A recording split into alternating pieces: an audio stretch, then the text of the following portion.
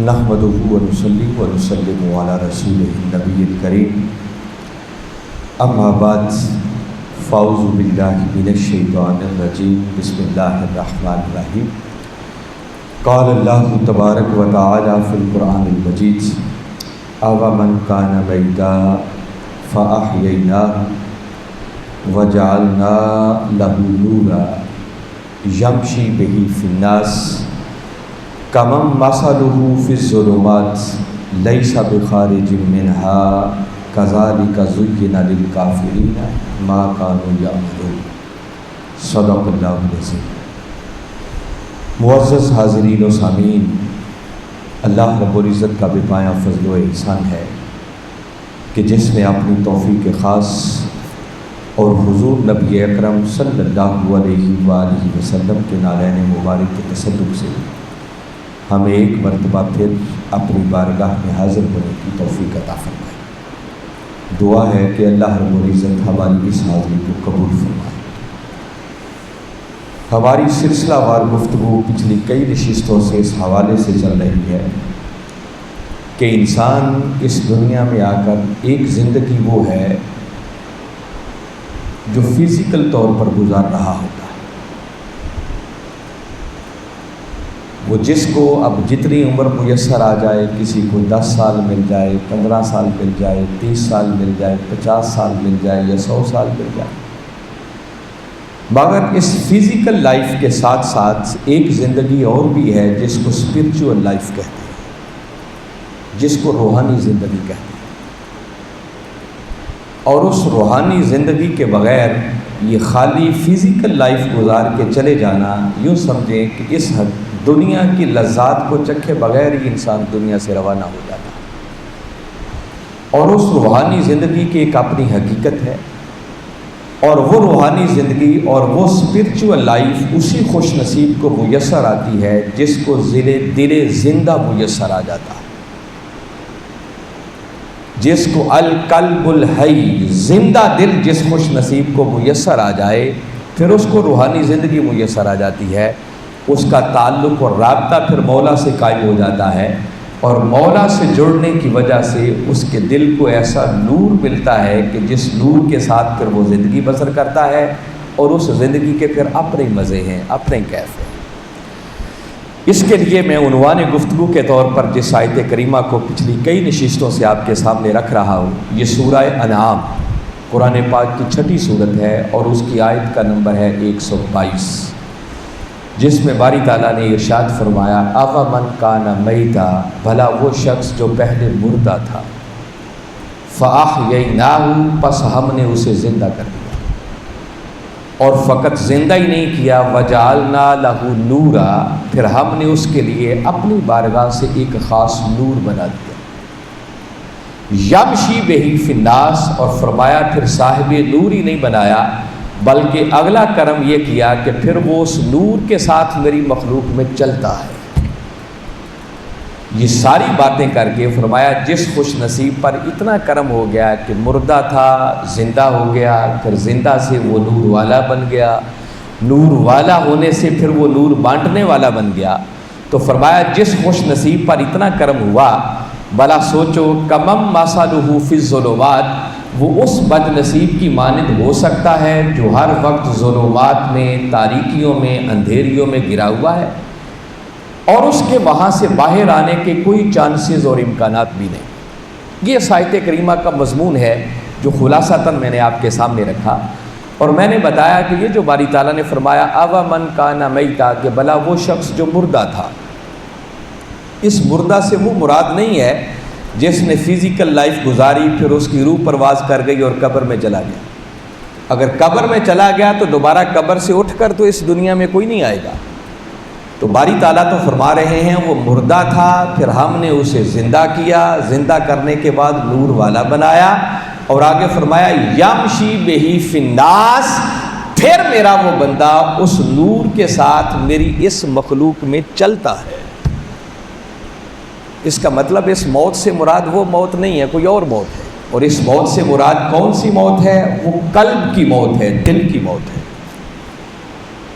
فرمایا اومن کانا میتا، بلا وہ شخص جس کا دل مردہ تھا، فاحییناہ، پس ہمارا کرم ہوا اور ہم نے اس کے مردہ دل کو زندگی عطا کر دی، ہم نے اسے زندہ کر دیا، اور محض زندہ ہی نہیں کیا بلکہ وجعلنا لہ نورا، پھر ہم نے اس دل کو ایک روشن دل بنا دیا، اس کو منور کر دیا، اور خالی منور ہی نہیں کیا، آگے فرمایا یمشی بہی فی الناس، پھر اس کو قلب منور سے بڑھ کر اسے قلب منور کر دیا۔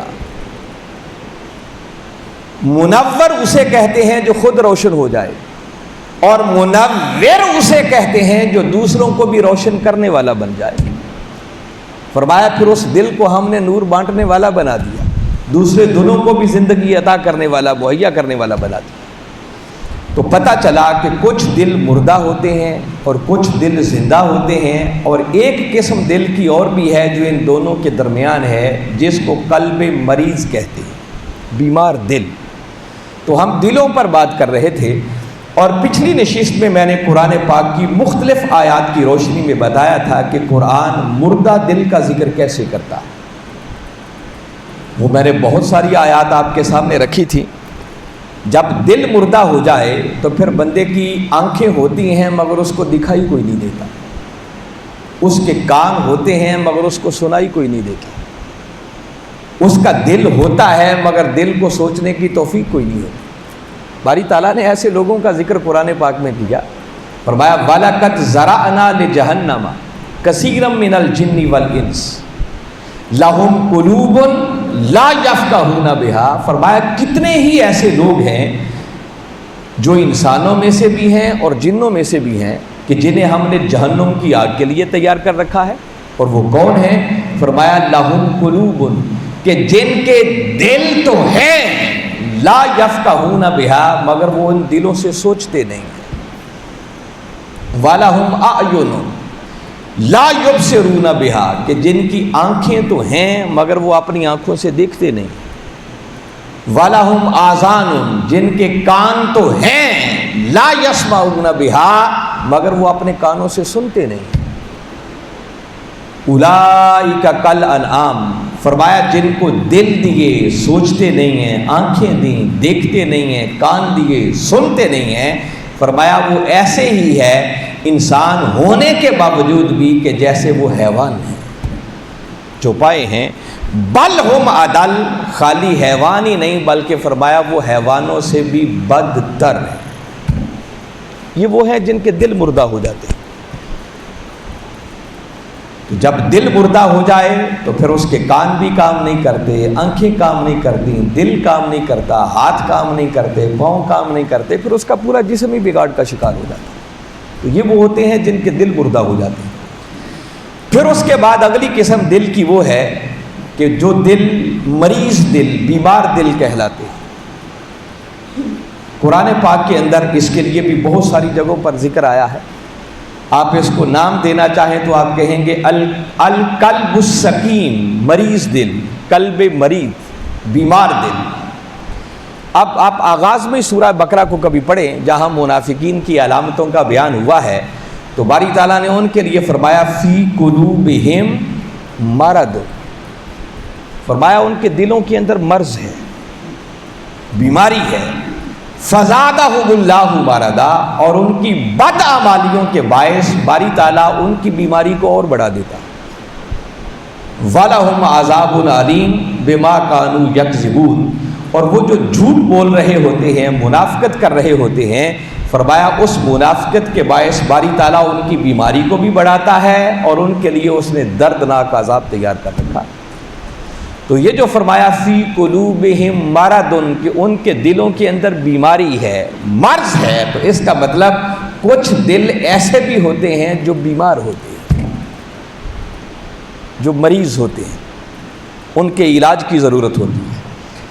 پھر اسی طرح باری تعالیٰ نے سورہ مائدہ 5ویں سورت ہے اور اس کی آیت نمبر 52، اس میں ارشاد فرمایا فَتَرَى الَّذِينَ فِي قُلُوبِهِم مَرَضٌ، اے میرے محبوب مکرم صلی اللہ علیہ وسلم، آپ ایسے لوگوں کو بھی دیکھیں گے فی قلوبہم مرض، جن کے دلوں میں مرض ہے، جن کے دلوں میں بیماری ہے، یسارعون فیہم، اور وہ سب کچھ حالات و واقعات دیکھتے ہوئے بھی بڑی تیزی کرتے ہیں کہ یہود و نصارہ کے ساتھ جا کے مل جائیں گے۔ آیت کریمہ کا پس منظر شامل کر کے اس کا معنی کر رہا ہوں، یسارعون فیہم، جو ان میں جانے کی جلدی کرتے ہیں، کن میں؟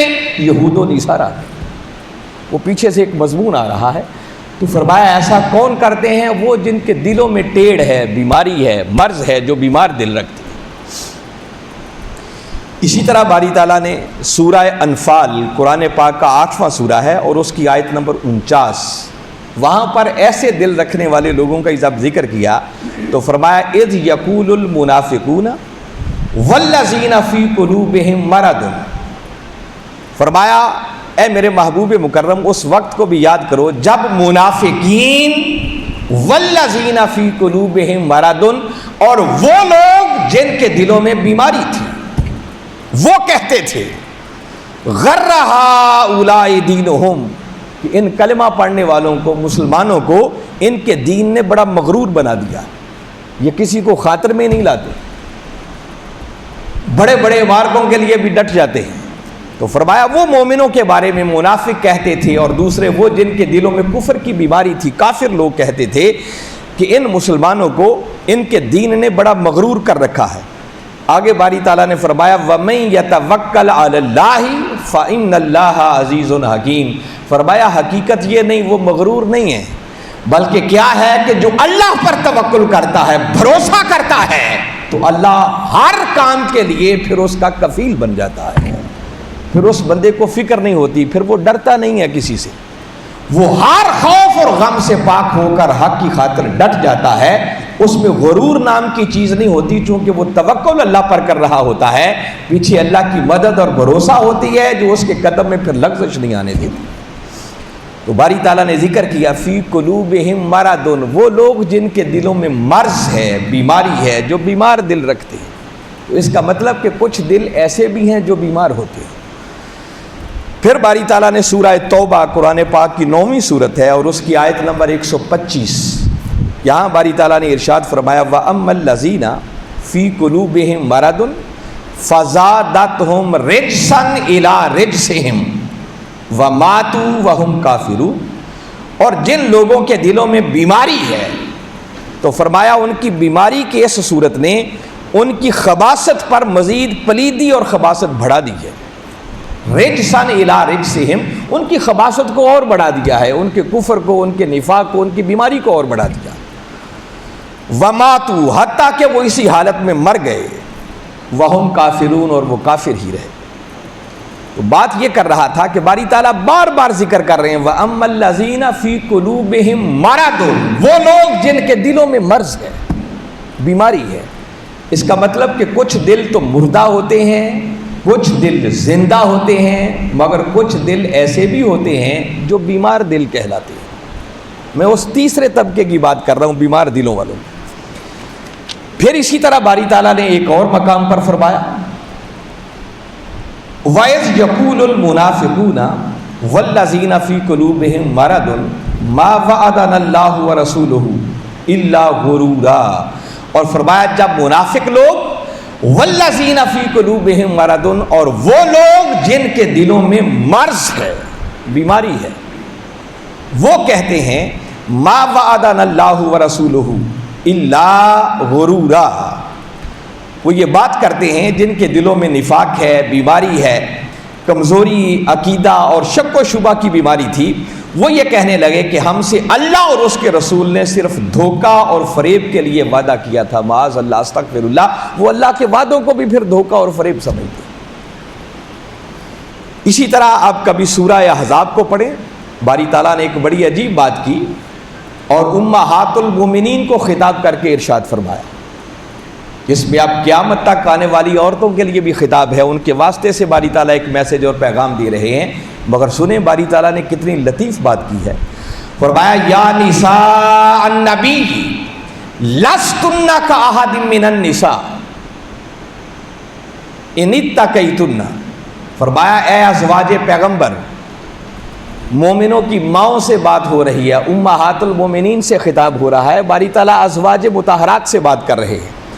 اے میرے پیغمبر کی ازواج، لستن کاحد من النساء ان اتقیتن، فرمایا سن لو تم عورتوں میں سے کسی ایک کی بھی مثل نہیں ہو، تم عام عورتوں جیسی عورتیں نہیں ہو، اور اگر تم پرہیزگار رہنا چاہتی ہو تو فرمایا فلا تخضعن بالقول، تو فرمایا کبھی بات کرنے میں جب بامر مجبوری کسی غیر محرم سے بات کرنا پڑ جائے تو تمہاری بات کے اندر نرمی نہیں ہونی چاہیے، تمہارے لہجے میں نرمی نہیں ہونی چاہیے۔ کیوں؟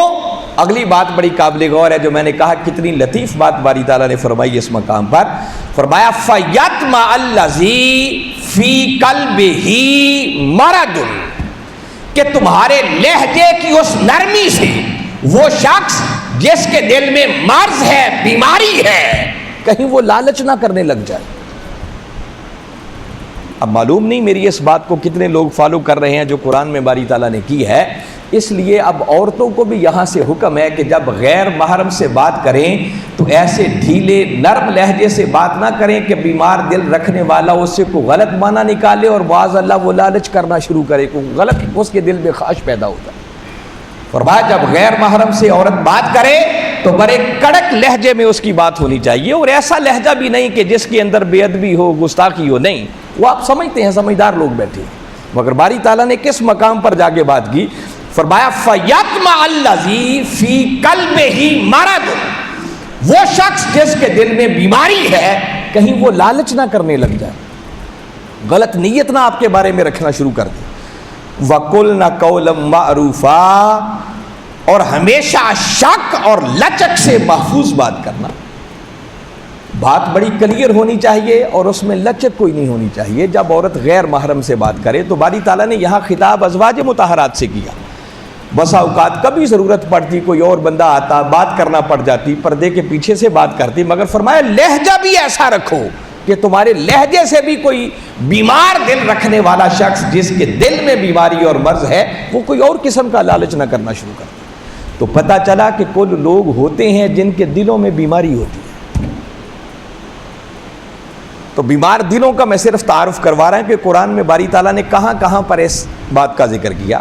اب ایک اور بات بتاتا، فرمایا وَيَقُولُ الَّذِينَ آمَنُوا، وہ لوگ جو ایمان لائے وہ کہتے ہیں لولا نزلت سورۃ، کہ اللہ کی جانب سے کوئی واضح سورت کیوں نہیں نازل ہو جاتی۔ جب مسلمان مکہ سے ہجرت کر کے مدینہ آ گئے تو مکہ کے کافر پھر بھی تنگ کرنے سے باز نہیں آتے تھے، آئے دن حملے کرتے رہتے تھے، تنگ کرتے رہتے تھے۔ تو کئی ایسے بھی کلمہ پڑھنے والے تھے جو تاجدار کائنات صلی اللہ علیہ وسلم کی بارگاہ اقدس میں حاضر ہو کر عرض کرتے کہ اللہ کی جانب سے کوئی ایسا واضح حکم، ایسی صورت نازل کیوں نہیں ہو جاتی کہ جس میں ہمیں اپنے دفاع کرنے کا حکم دے دیا جائے، کہ ہم دفاع کے طور پر ان سے جنگ کریں، ان کا مقابلہ کریں، ان کے سامنے ڈٹ جائیں تاکہ ان کو ہمت نہ ہو کہ ہماری طرف میلی آنکھ سے بھی دیکھ سکے۔ یہ بات کرتے کہ اللہ کیوں ایسا کوئی واضح حکم نازل نہیں فرما دیتا۔ دیکھیں نا، مدینہ جب تک مکہ میں رہے تو کافروں نے وہاں رہتے ہوئے بھی کوئی تکلیف پہنچانے میں کسر نہیں چھوڑی تھی۔ معاذ اللہ استغفر اللہ، وہاں پر بھی صحابہ کرام کی شہادتیں بھی ہوئیں۔ خود میرے آقا کو جادوگر کہا گیا، مجنوں کہا گیا، ان کے راستے میں کانٹے بچھائے گئے، طائف میں گئے تو پتھر مار کر جسم اقدس کو لہو لہان کر دیا گیا، جو کلمہ پڑھ لیتا اس کا جینا مشکل کر دیا جاتا۔ مگر آپ سارے مکی دور کو پڑھ لیں، وہ 13 سال تک جو مکہ میں قرآن اترتا رہا اس میں باری تعالیٰ نے کسی ایک موقع پر بھی جہاد کی کوئی آیت نازل نہیں فرمائی، مسلمانوں کو جنگ کرنے کا حکم نہیں دیا۔ تو جب مدینہ آ گئے تو کافر پھر بھی اسی طرح تنگ کرتے تھے، تو کئی بار ایسے بعض کلمہ پڑھنے والے آقا کی خدمت میں حاضر ہو کر عرض کرتے کہ اللہ کو ایسا حکم کیوں نہیں نازل فرما دیتا کہ ہم اپنے دفاع کی خاطر ہی صحیح ان کا مقابلہ کریں، ڈٹ کر ان کے سامنے رہیں اور ان کے حملوں کو روکنے کی کوشش کریں۔ اس خواہش کا اظہار کرتے، مگر قرآن آگے کہتا ہے فَإِذَا أُنزِلَتْ سُورَةٌ مُحْكَمَةٌ وَذُكِرَ فِيهَا الْقِتَالُ، تو فرمایا پھر جب کوئی واضح صورت نازل کی جاتی جس میں دفاعی جنگ کا صریحاً ذکر کیا جاتا، اب مدنی دور کو پڑھیں تو پھر جنگ والی آیات نازل ہونا شروع ہو گئی، جہاد کی آیتیں نازل ہونا شروع ہو گئی.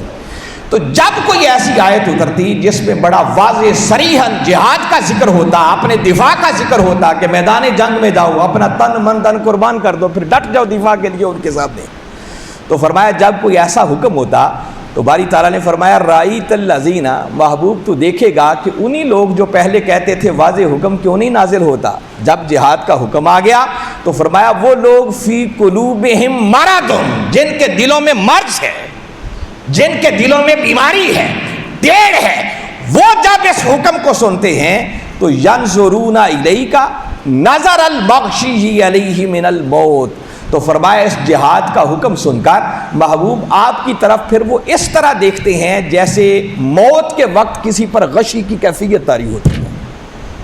اب ان کو وہ مشکل نظر آ رہا ہوتا ہے کہ پہلے تو حکم نہیں تھا، بڑی آسانی تھی، اب جہاد کا حکم آ گیا، اب میدان جنگ میں جانا پڑے گا، دشمن کے ڈٹ کر مقابلہ کرنا پڑے گا، پھر وہاں شہادتیں بھی ہو سکتی ہیں. تو جن کے دلوں میں بیماری تھی اب اس حکم کو سن کر فرمایا محبوب آپ کو اس انداز سے تکتے ہیں کہ جیسے موت کے وقت کسی پر غشی کی کیفیت طاری ہو جاتی ہے. فَأَوْلَى لَهُمْ، سو ان کے لیے بہت خرابی ہے کہ پہلے وہ حضرت کریں کہ ایسا حکم آ جائے، اور پھر جب حکم آ جائے تو پھر کہیں ایسا حکم کیوں آ گیا، پہلے تو بڑی آسانی تھی، حکم نہیں تھا تو بڑے رخصت کی راہیں تھیں. تو ایسا کون کرتے ہیں؟ وہ جن کے دلوں میں بیماری ہے. تو میں یہ بتانا چاہ رہا تھا کہ کچھ دل وہ ہیں جو مردہ دل ہیں، کچھ دل وہ ہیں جو زندہ دل ہیں، اور کچھ وہ ہیں جو دل بیمار دل کہلاتے ہیں. میں صرف اب تک کی گفتگو میں یہ تعارف قرآن کی آیتوں کی روشنی میں آپ کو کروا رہا ہوں کہ دلوں کی بھی ایک دنیا ہے، دلوں کی بھی ایک فکر ہے. ہم نے کبھی اس پر غور نہیں کیا، اور اصل زندگی وہی ہے جس خوش نصیب کو دل زندہ میسر آ جائے، اس کا دل حالت موت سے نکل جائے، ہر بیماری سے نجات پا کر جب دل زندہ ہو جاتا ہے تو دل زندہ ہونے کی صورت میں باری تعالیٰ اس کو ایک ایسی پاکیزہ زندگی عطا کرتے ہیں کہ جس زندگی کے ساتھ پھر بندہ جب وہ اس دنیا میں چلتا ہے تو خالی خود ہی اس کا دل روشن نہیں ہوتا بلکہ کئی مردہ دلوں کو بھی روشن کرتا چلا جاتا ہے. اس زندگی کا مزہ ہی کچھ اور ہے، اس کو روحانی زندگی، اس کو اسپرچول لائف کہتے ہیں. تو یہ دوسری قسم آج میں نے بتائی. پہلے ذکر کیا تھا مردہ دل، قرآن ان کا ذکر کیسے کرتا ہے، پھر آج آپ کو بتایا کہ کچھ دل وہ ہیں جو بیمار دل ہوتے ہیں. تو آئیے اب تیسری قسم بھی سن لیں، جو زندہ دل ہوتے ہیں تو باری تعالیٰ ان کا ذکر کیسے کرتے ہیں. پہلے میں بتا چکا ہوں مختلف قرآن پاک کی آیت کے جہاں تو صراحت کے ساتھ ذکر کر دیا، جیسے سورہ انعام کی آیت میں نے آج پھر شروع میں تلاوت کی تو فرمایا آوا من کان میتا، بلا وہ شخص جس کا دل مردہ تھا، فاحییناہ، بس ہم نے اسے زندہ کر دیا. کسے؟ اس کے دل کو زندہ کر دیا، اور محض زندہ ہی نہیں کیا، وجعلنا لہ نورا. یہ پھر دلوں کی قسمیں بنتی چلی جا رہی، ایک دل مردہ ہو گئے، پھر کچھ زندہ ہو گئے، اور کچھ زندہ ہونے کے بعد بھی باری تعالیٰ نے فرمایا وجعلنا لہ نورا. کچھ دل ایسے بھی ہوتے ہیں کہ جن کو خالی زندگی نہیں ملتی بلکہ زندہ ہونے کے بعد پھر ان کو ہم منور کر دیتے ہیں، ان کو روشن کر دیتے ہیں، ان سے پھر روشنی کی کرنیں پھوٹتی ہیں. اور محض خود ہی روشن نہیں ہوتے، یمشی بہی فی الناس، پھر کچھ ایسے بھی ہوتے ہیں کہ ان دلوں کو ایسی روشنی ملتی ہے کہ خود تو روشن ہوتے ہی ہیں مگر جو ان سے جڑ جائے اس مردہ دل کو بھی وہ روشنی عطا کر دیتے ہیں، وہ روشنی بانٹنے والے بن جاتے ہیں. تو اس آیت میں باری تعالیٰ نے تو ذکر کیا، مگر آئیے جب دل زندہ ہو جائے تو اس دل کا ذکر باری تعالیٰ نے مختلف جگہوں پر کیسے کیا، میں اس کی طرف آپ کو متوجہ کرنا چاہ رہا. اب باری تعالیٰ نے سورہ انعام قرآن پاک کی 6 سورت ہے اور اس کی آیت نمبر 104 ارشاد فرمایا قد جاءکم بصائر من ربکم، فرمایا بے شک تمہارے پاس تمہارے رب کی جانب سے ہدایت کی نشانیاں آ چکی ہیں. ہم اپنے جسم کے اندر بھی دیکھیں اور کائنات میں بھی جس طرف دیکھیں ہر طرف ہدایت کی نشانیاں ہی نشانیاں ہیں. یہ کائنات ساری اللہ تعالیٰ نے ہدایت کی نشانیوں سے بری ہوئی ہے. آگے باری تعالیٰ نے فرمایا فمن ابصر فلنفسہ، پس جس نے ان ہدایت کی نشانیوں کو نگاہ بصیرت سے دیکھا، تو نگاہ بصیرت سے دیکھ لینا فرمایا یہ اس کی اپنی ذات کے لیے ہے، اس کی اپنی ذات کے لیے فائدہ مند ہے۔ ومن عمی فعلیہا، اور جو اندھا ہو گیا، جس نے نگاہ بصیرت سے ہدایت کی ان نشانیوں کو نہ دیکھا، غور نہ کیا، تدبر نہ کیا، فکر نہ کیا، تو فرمایا فعلیہا، تو اس کا وبال بھی اسی پر ہے۔ وما انا علیکم بحفیظ، اور میں تم پر نگہبان بن کر نہیں آیا ہوں کہ دھکے سے میں نہیں تمہیں سب کچھ دکھانا ہے، میرا کام تو فقط بات پہنچا دینا ہے۔ اس کا مطلب یہ ہے کہ یہ کائنات تو ہدایت کی نشانیوں سے بری ہوئی ہے، دیکھتا ہر کوئی ہے بظاہر ظاہر کی آنکھ سے، مگر ظاہر کی آنکھ سے دیکھنے کے باوجود بھی ہدایت کسی کسی کو میسر آتی ہے، اور حقیقت میں دیکھنا ہر کسی کو میسر نہیں آتا۔ وہ جو باری تعالیٰ نے کہا ومن ابصر فلنفسہ، بس جس نے بصیرت کی نگاہ سے دیکھا، تو بصیرت کی نگاہ اسی خوش نصیب کو میسر آتی ہے جس کو دل زندہ میسر آ جاتا ہے۔ ومن عمی، اور جو اندھا رہا، اب اندھا ہونے سے مراد یہ نہیں ہے کہ اس کی بینائی کام نہیں کرتی، آنکھیں ہیں، وہ باقاعدہ کھلی آنکھیں رکھتا ہے، مگر آنکھیں ہونے کے باوجود بھی اللہ کی اس پوری کائنات کے اندر جو ہر طرف ہدایت کی نشانیاں ہی نشانیاں بکھری ہوئی ہیں، ان کو دیکھ کر بھی اسے ہدایت کی راہ دکھائی نہیں دیتی ہے، اس کو سمجھ ہی نہیں آتی۔ تو اندھا کون ہے؟ جس کا دل مردہ ہو جائے، اور بصیرت کی نگاہ رکھنے والا کون ہے؟ جس کا دل زندہ ہو جائے۔ تو دل زندہ کی بات کر رہا ہوں کہ جب دل زندہ ہو جائے تو پھر آنکھیں کچھ اور دیکھتی ہیں، کان کچھ اور سنتے ہیں۔ اسی طرح باری تعالیٰ نے سورہ یوسف، قرآن پاک کا 12واں سورہ ہے، اس کی آیت نمبر 108، فرمایا محبوب نے فرما دو کل ھذہ سبیلی، فرمایا محبوب نے بتا دو یہی میری راہ ہے، علی بصیرۃ انا ومن اتبعنی، اور فرمایا بے شک میں اور ہر وہ شخص جس نے میری اتباع کی وہ نگاہ بصیرت رکھنے والا ہے، وہ بصیرت پر قائم ہے، وہ کھلی نگاہ سے اپنی آنکھوں سے ہدایت کی راہ کو تک رہا ہوتا ہے، اللہ کی ان بکھری ہوئی ہدایت کی نشانیوں سے ہدایت حاصل کرتا ہے۔ وسبحان اللہ وما انا من المشرکین، اور فرمایا اللہ ہر نقص اور کمزوری سے پاک ہے اور میں شرک کرنے والوں میں نہیں ہوں۔ یہ بات بتا رہا ہوں، یہ جو فرمایا علی بصیرۃ انا ومن اتبعنی، فرمایا خود میں بھی اور ہر وہ شخص جس نے میری اتباع کی وہ بصیرت کی نگاہ رکھنے والا ہے، وہ بصیرت پر قائم ہے۔ بھئی دیکھتا تو ہر شخص یہ، ہر شخص اندھا نہیں ہے نا، مگر بصیرت کی نگاہ کسی کسی کو ملتی ہے۔ وہ کس خوش نصیب کو ملتی ہے؟ وہ بصیرت کی نگاہ اسی خوش نصیب کو ملتی ہے جس کا دل زندہ ہو جائے۔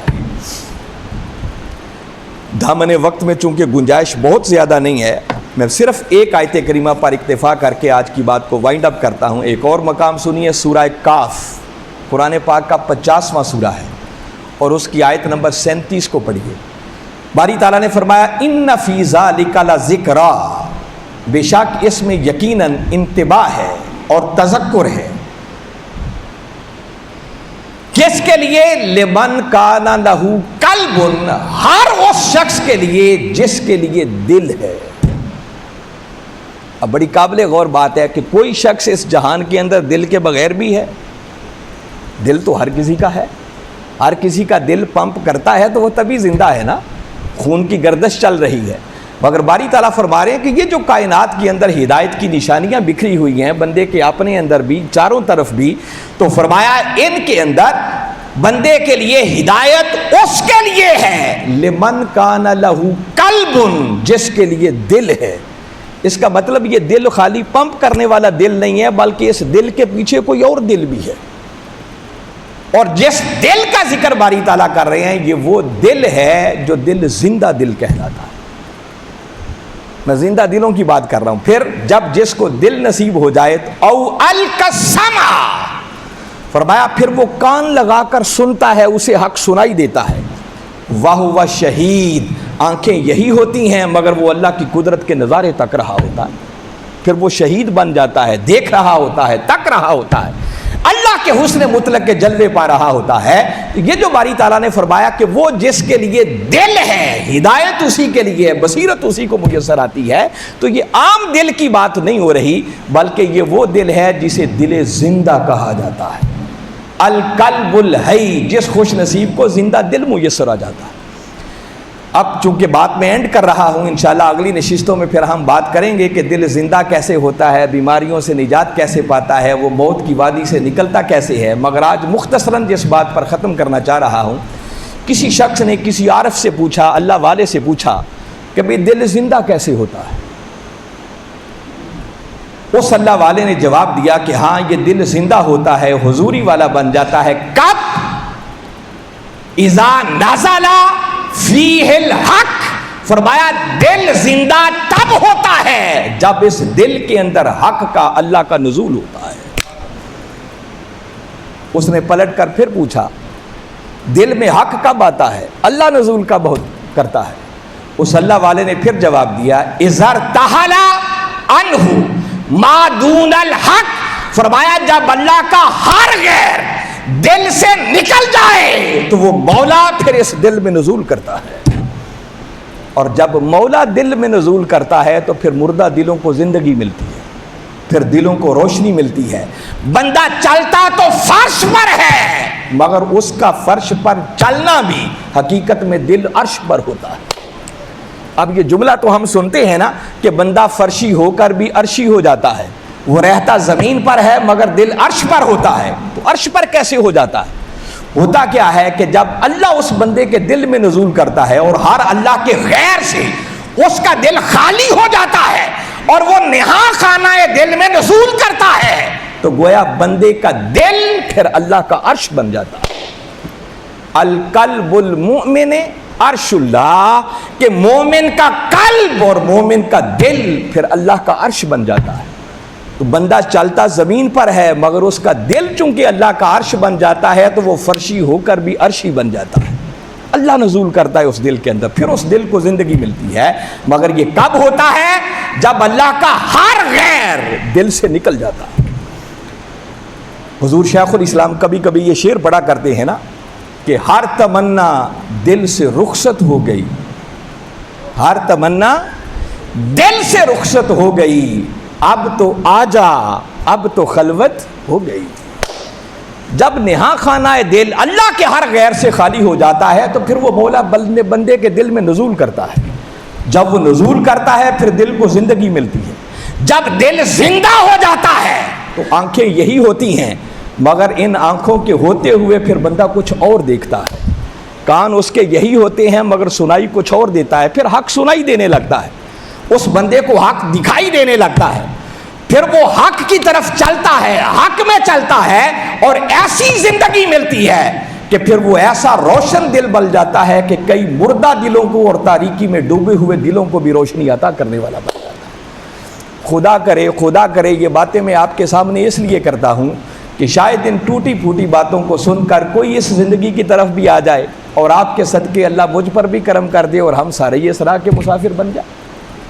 ان باتوں کو سنا بھی کریں اور ان پر عمل کرنے کی کوشش کریں کہ خالی فزیکل لائف گزار کے نہ چلے جائیں، بلکہ اس زندگی کے ساتھ ساتھ ایک اسپرچول لائف ہے، روحانی زندگی ہے، اور روحانی زندگی کے کیف اور مزے اسی کو ملتے ہیں جس کا دل زندہ ہو جائے.